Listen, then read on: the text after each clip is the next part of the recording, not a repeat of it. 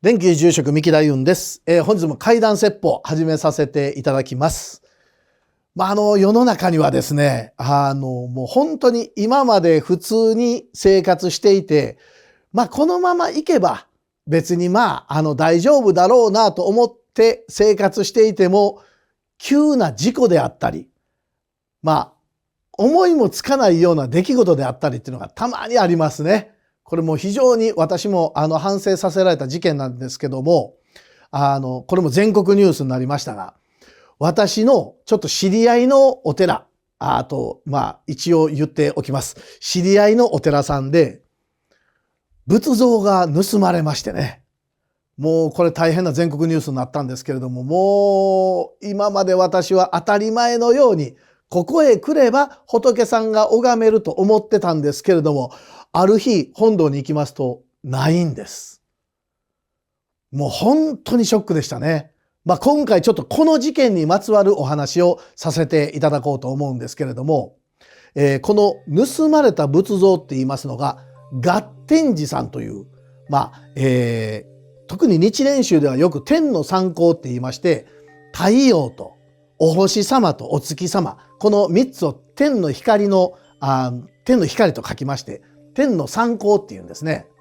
でその中でも太陽は太陽を拝んだり、お月様はお月様を拝んだり、星は星を拝んだりするものの、その仏像として形を残されることもありまして、このお寺では月天子さんって言って天の、お月様の、神様として女性の姿をされてるんですけれども、この仏像があったんです。手にはお月様を持ってられまして、そのお月様にはうさぎが彫刻されてましてね、非常によくできた古い非常に価値のある、仏様だったんです。これがある日ですね、本堂に行きますとおられないんですよ。であれどういうことってなって、すぐに警察の方に連絡して、どういうことだってなって探していただいてたんですけれども、これ悲しいかなですね、盗まれた仏像っていうのはほぼですよ、ほぼですけれども帰ってくることはないんですよ。そんな説明を受けたんです。そうですか。もう指紋も全く残ってませんでしたし、で当時は防犯カメラのようなものをつけてませんでしたから、もう全くどこへ行ったかわからない。もしかするとオークションかなんかでね売りに出されるとわかるんですけれども、それももうどこのオークションにかかるかもわからないし、おそらく帰ってこないということも往々にしてあるので覚悟はしておいてください。そんな説明を警察の方からも、受けたわけです。でそれからですね、私はですね毎日もうインターネットのありとあらゆるオークションのアプリをですね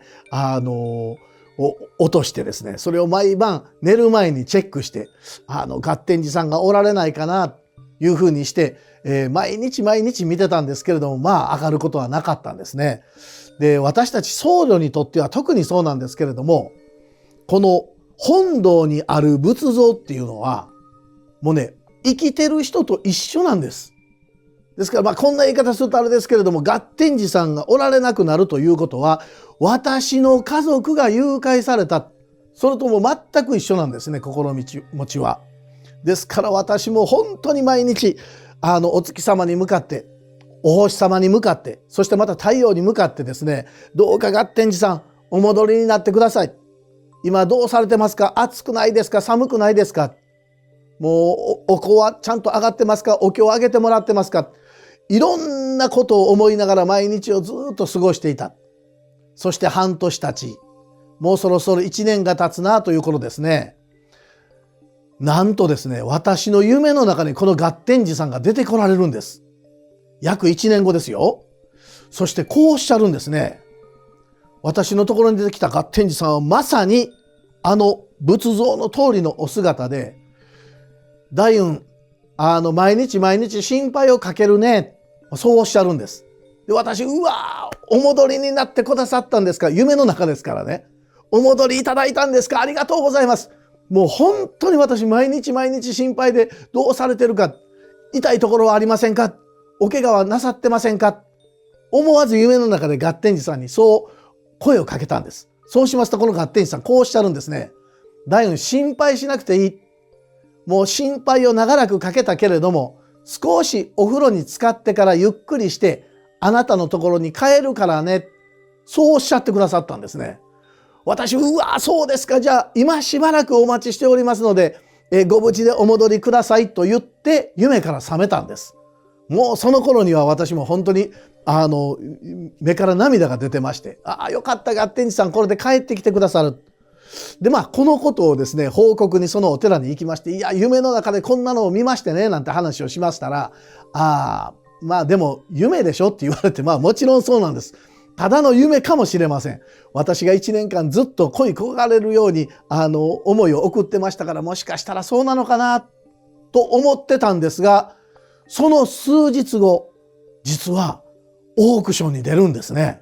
全くこの月天子さんが、そして、私が月天子さんがおられなくなったっていうことを数人の方にお話ししてたので、その方々たちも連絡をくださって、これじゃないですか。でニュースで撮られたっていうのを見ましたけども、三木住職おっしゃってたのこれじゃないですか。この YouTube をご覧の皆様の中にもご報告くださった方がおられると思うんですけども、三木住職これじゃないですか。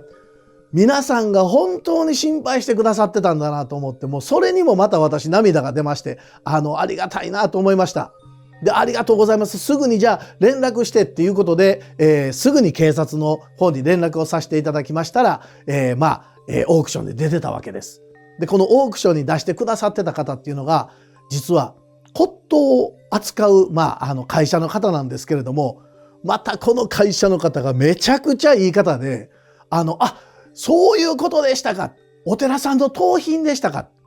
いや、調べもせずにすいません出してしまいまして。すぐにきれいにして無事そちらにお届けしますので安心してください。もう誰にも触らせませんし見せもしません。そう言ってくださって、すぐにですねお仏像をそのお寺の方にお送りくださったんです。うわーよかったな。お姿を見ますとね、まさにあの時少しお風呂入ってから帰るねとおっしゃったかのように、もう本当にお風呂に入られたように綺麗なんですよ。でこれもそこの方にお聞きしますと、いや実は自分のところは骨董を扱ってて、来た仏様をきれいに何日もかけて洗ってきれいにしてから、出品するので、きれいになってるんですって言っていただいて、いわゆる雑に素人が洗うのとは違って本当にプロの方がきれいに埃を落として汚れを落として帰ってこられた。でこの業者さんが出されてたのがちょっと、九州の方の、温泉で有名な町なんです。ですから私が夢で見たようにこの月天子様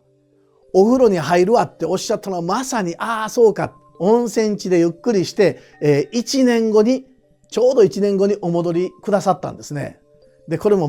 たくさん報道にも流れてますのでまた調べればいろいろとわかるかもしれませんけれども、実際そうやって戻ってきてくださったので、私がちょっと、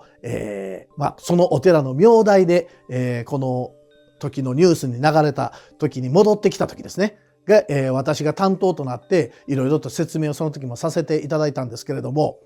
願いが通じるっていうことがあるんだなというようなお話でございました。世の中には人の思いっていうのがありますね。あの人がどうか幸せになってください。自分もそのお裾分けで少しは幸せになりたい。いろんな思いがあるんですけれども、実はこの思いっていうのはやはり形となって現れるもんなんですね。一つ言いますと、神社あるいはお寺で出されるお札ってありますね。あるいはお守りってありますね。私もそうなんですけれども、お守り、お札、全部これ一枚一枚お経をあげて、どうかこのお守りを持った方が少しでも、もう 1% でもいいので去年よりも少し幸せに暮らしていただけるようにどうかお願いしますねっていう念を込めて一つ一つ作らせていただくんですね。特に私のお寺はもうちょっとそれを作業するのは私しかいないので数をたくさん作れないですけれども、そうやって、お札もそうですけれども一枚一枚私の分身あるいは、家族をそこで皆さんに、のお宅に行ってもらうような気持ちでですね、この一つ一つお作りするんですけれども、これもそうですね。恨みの念っていうのはもう相手を不幸にしろということですけれども、逆にお札やお守りっていうものは、皆さんどうかこれを持たれた方がほんの少しでも幸福を感じていただけるようにという念を込めて、作るわけです。でまた、それを手にされる方は、じゃあこのお守りを子供に持たそうか。どうか子供が交通安全で一年過ごせますようにという思いで買われますね。そうするとおそらくそれもまた念となってお子さんを守ってくれるんではないかなというふうに思います。強い念を持ってですね、未来を切り開くっていうことが私は非常に大切で、その時にも、自灯明、法灯明と仏教には出てくるんですけれども、自分を灯火として、法を灯火として、進みなさいとお釈迦様がおっしゃってるんです。ですから神や仏だけに頼るのではなくってですね、自分もですね、その強い念を持って、正しく生活していっていただけたら幸福になるんではないかなというふうに思います。ということで本日も怪談説法をこれで終わらせていただきます。どうもありがとうございました。